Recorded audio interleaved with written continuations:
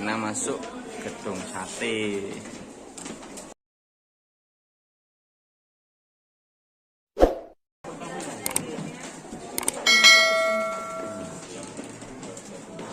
Sampai nih.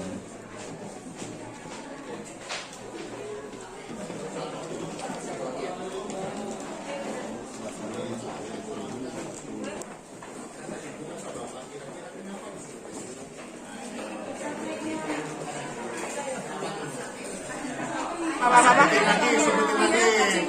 Ini godong pangketi ogot.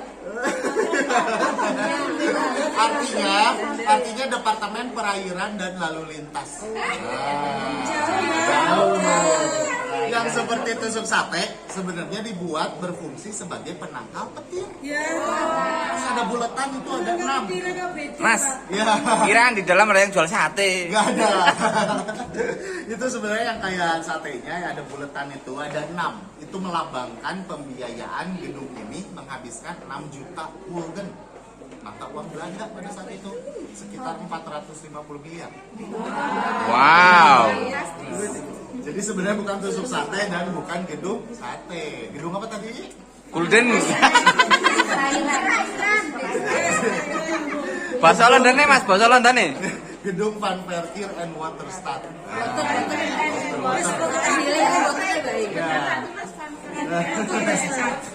Ini dibangunnya pada tahun 1920 sampai 1924, penghabisan waktu 4 tahun.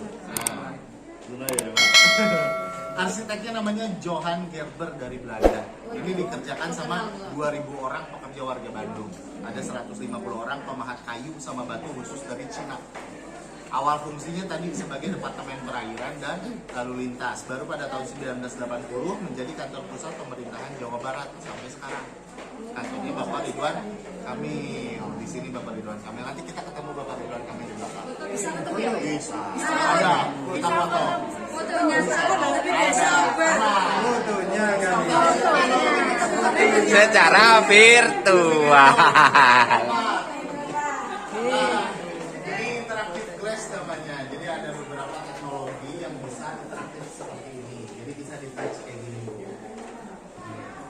Jadi arsitek gedung sate tadi Johan Gerber itu ngebangun gedung sate penuh dengan nilai kebudayaan Eropa sama Indonesia dipadukan di gedung ini. Contohnya, ini menara gedung sate seperti balai itu rumah adat Sunda terus tetapnya pada gedung ini. Terus ada lagi di arsitek. Ini pintu utama gedung sate. Ini seperti gaya arsitektur Candi Ratu Boko. Terus ada lagi padu raksa. Nah, ini di depan di tembok utama. Ini seperti padu raksa. Ini seperti Candi Pawon. Terus di menara gedung sate dikelilingi dengan bentuk seperti kubah masjid. Jadi ada ornamen Islamnya, candi gedung Budanya ada. Bangunannya secara keseluruhan seperti istana Alhambra di Spanyol. Bangunannya seperti bangunan Eropa, ornamennya ornamen Indonesia. Gitu ceritanya. Nah, terus yang unik lagi udah di 3D scan. Nah, gedung sate udah di scan kayak gini tuh, 3D. Jadi kalau misalkan sampai hancur, sampai runtuh, kita bisa bangun kayak awal. Data-datanya semuanya udah lengkap. Gitu. Ada yang mau coba?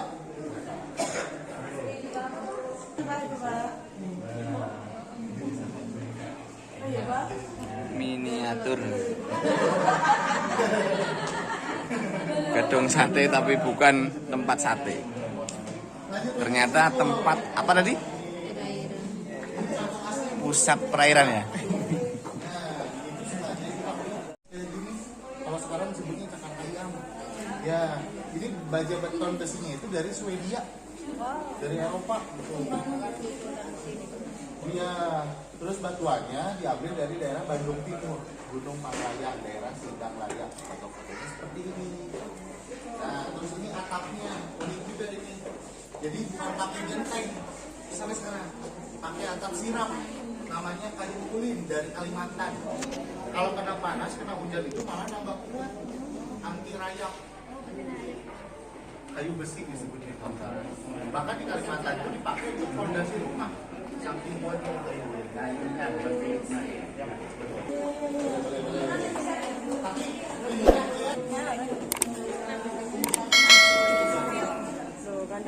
Multikultur antara arsitektur timur dan barat yang harmonis. Satu abad menjadi saksi sejarah cerita tentang perjuangan bangsa Indonesia.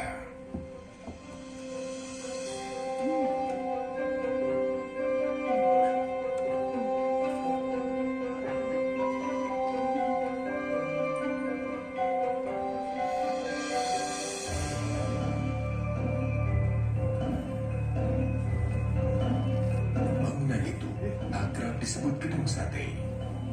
Pembangunan ini merupakan bukti konkret tentang wacana pemindahan ibu kota Hindia Belanda dari Batavia ke Bandung.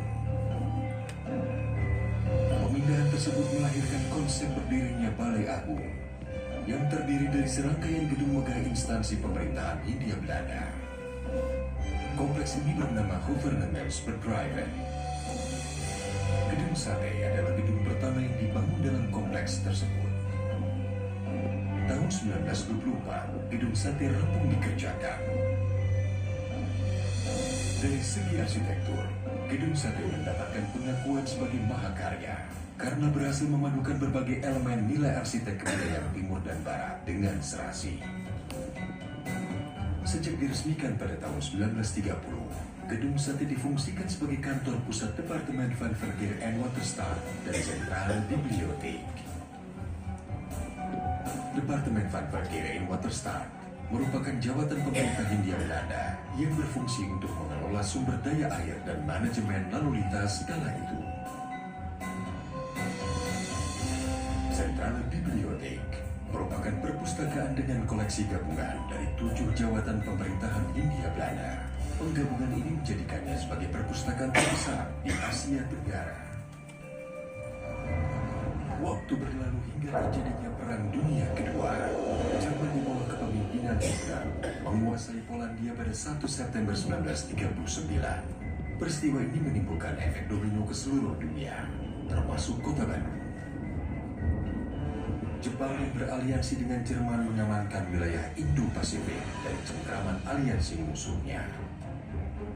Pada tahun 1942, Belanda menyerah atas gempuran Jepang dalam Perang Pasifik, membuat Jepang menguasai kota Bandung dan menjadikan Gedung Sate sebagai pusat pemerintahan Jawa Madura. Sedangkan jawatan Departemen van Verkeer en Waterstaat dirubah menjadi Kotubu Bonshinsu, sebuah instansi milik Jepang yang berfungsi sama. Sejak itu, istilah pekerjaan umum lazim digunakan sampai sekarang.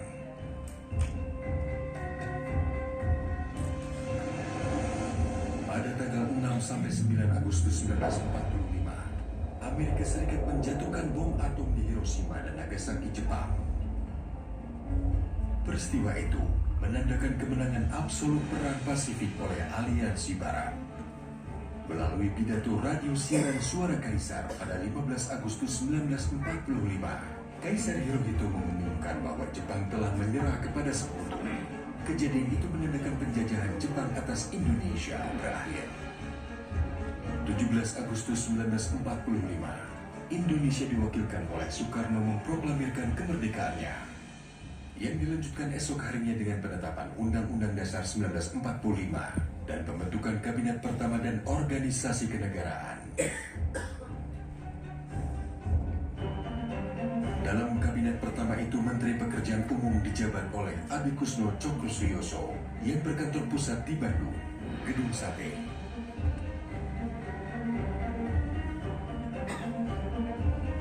Walaupun sudah memproklamasikan kemerdekaannya, Indonesia tidak serta-merta menikmatinya secara utuh. Pada tanggal 4 Oktober 1945, tentara Sekutu yang diikuti oleh Nika dan Gurkha memasuki kota Bandung untuk merusak kedaulatan NKRI. Pada tanggal 3 Desember, pasukan Sekutu menyerang Gedung Sate. 21 orang pemuda dari Angkatan Muda DPI berjuang habis-habisan mempertahankan Gedung Sate. Sebagian besar terluka berat dan 7 orang dinyatakan hilang.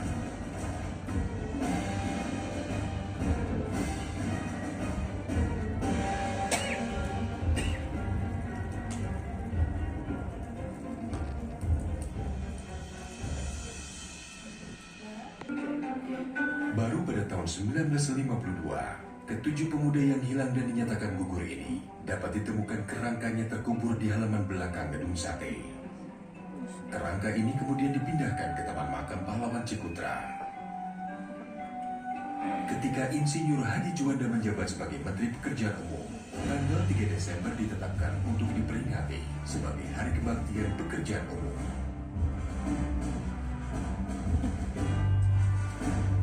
Setelah lama digunakan sebagai kantor Departemen Pekerjaan Umum, serta segala pencapaiannya yang masih kita nikmati hingga sekarang.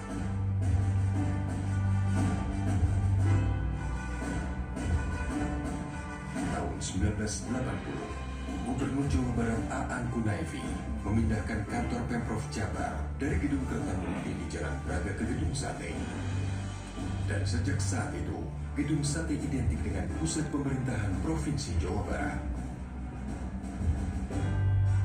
Pada tahun 2017, Gedung Sate mendapatkan status sebagai bangunan cagar budaya nasional dari Kementerian Pendidikan dan Kebudayaan Republik Indonesia.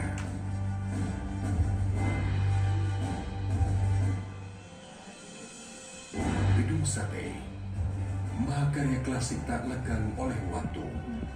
Sebuah landmark Jawa Barat yang kita jaga dan cintai. Menjadi saksi sejarah perjuangan bangsa Indonesia agar menjadi bangsa gemah ripah, repeh rapi.